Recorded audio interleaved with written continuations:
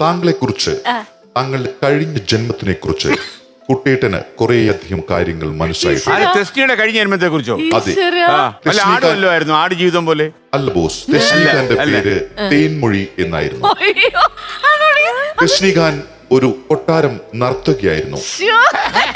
കല്യാണം കഴിഞ്ഞ് 2-3 കുട്ടികളുള്ള ഒരു ഭർത്താവിനെ താങ്കൾ പ്രേമിച്ചു. 3 കുട്ടികളുള്ള പിന്നല്ല. അതിന്റെ ഫലമായി അദ്ദേഹത്തിന്റെ ഭാര്യ താങ്കളെ ശപിച്ചു. 7 വർഷത്തേക്ക് താങ്കൾക്ക് വിവാഹം ഇല്ല. ഇതെല്ലാം താങ്കൾക്ക് അറിയാമോ? അത് 7 years പ്ലാൻ ആയിരുന്നു. അങ്ങനെയൊക്കെ താങ്കൾക്ക് അറിയില്ലേ? അങ്ങനെയുള്ള കാര്യങ്ങൾ താങ്കളുടെ ജീവിതത്തിൽ ഉണ്ടായിട്ടുണ്ട് എന്നോടൊരു ആള് പറഞ്ഞതാണ്. ഈ രശ്മിഖാന് കഴിഞ്ഞ ജന്മത്തിൽ ഞാൻ പേടിച്ചു. അത് എവിടെ വെച്ചാണ് അതുണ്ടായത്? ഈ ഒരുപാട് ദുരന്തങ്ങൾ ജീവിതത്തിൽ ഉണ്ടായിട്ടുണ്ടല്ലോ. ആരാണ് ഇയാള്?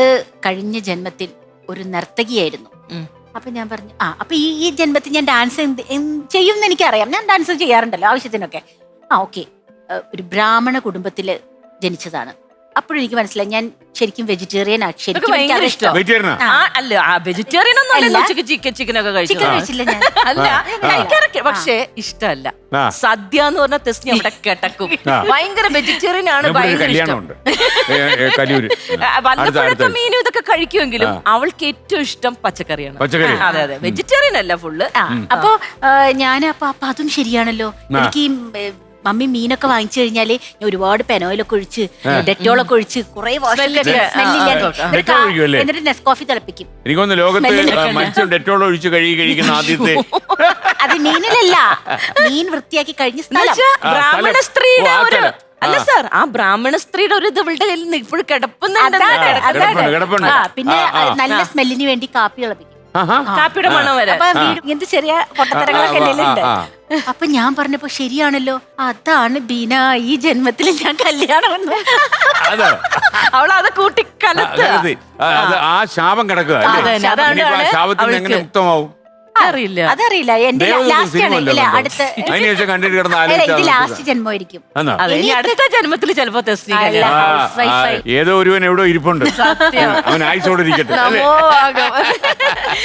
അങ്ങനെ ഒരു സംഭവം അത്രേ ഉള്ളൂ. ഇതിന്റെ ഇടയ്ക്ക് സംഭവം മറ്റേ നടന്നെന്ന് പറഞ്ഞു. ഏത്? ടെസ്റ്റിനിക്ക് ഗോൾഡൻ വിസ കിട്ടിയെന്ന്. മുകേഷ് അംബാനി, അദാനി, മമ്മൂട്ടി, മോഹൻലാൽ, ഷാരൂഖ് ഖാൻ ഇവർക്ക് കിട്ടിയ ഗോൾഡൻ വിസ തെസ്നിഖാനും കിട്ടിയെന്ന് പറഞ്ഞു. അതെ, ഇപ്പൊ ആർക്കും കിട്ടുന്ന അവസ്ഥയായി. ഇപ്പൊ ഗോൾഡൻ വിസ ഇല്ലാത്തവരാരാന്ന് ചോദിക്കേണ്ട ഗതി. ഞാൻ അപ്ലൈ ചെയ്തിട്ടില്ല. അത് നന്നായി. അല്ല സാർ, എന്തിനാണ് ചുമ്മാ എന്തിനാ സാർ? പക്ഷെ അത് കിട്ടിയതിന്റെ ശേഷം ഭയങ്കര ഒരു പ്രശ്നം വന്നു എനിക്ക്. ആണോ? അതിലേക്ക് ഞാൻ വരാം. അതിലേക്ക് ഞാൻ വരുന്നതിന് മുമ്പ് ഒരു കാര്യം പറയാം. ഈ ചില ആളുകൾക്ക് ദേശീയ അവാർഡ് കിട്ടിയ പിന്നെ അഭിനയിക്കാനുള്ള അവസരം കുറയും. അതുകൊണ്ട് പലരും ഭയക്കുന്നുണ്ട് ദേശീയ അവാർഡ് കിട്ടല്ലോ. കിട്ടിപ്പോയ പിന്നെ അവസരം കാണത്തില്ല, വെറുതെ എന്ന് പറയുന്നതിലാണ് ഈ ഗോൾഡൻ വിസ കിട്ടിയാൽ പിന്നെ ദുബായിലോട്ട് യാത്ര പോകത്തില്ല. അതിന്റെ ഒരു ഇരയാണ് ഞാൻ. എന്റെ കയ്യിൽ ഒരു സാധനം കിട്ടിയിട്ടുണ്ട്, ഒരു ഗോൾഡൻ വിസ. ഞാൻ പിന്നെ ആ വഴിക്ക് പോയിട്ടില്ല. ഞാൻ ഇടയ്ക്കിടയ്ക്ക് ആ കടലാസ് പൂത്തുപോയെന്നറിയാൻ വേണ്ടി ഞാൻ മണത്തു നോക്കുന്നുണ്ട്. അത് മാത്രമേ എനിക്കൊരാളെ വാടക അയച്ചൂടെ, എന്റെ ഭാര്യ അയച്ചൂടെ? ഞാൻ വിട്ടിട്ടില്ലല്ലോ. അതല്ലേ അപ്പൊ എനിക്ക് മനസ്സിലായി. പക്ഷെ ഈ ഗോൾഡൻ വിസക്കാർ മിക്കവാറും നമ്മുടെ വിസ ഡിസ്ക്വാളിഫൈ ആയിരിക്കും.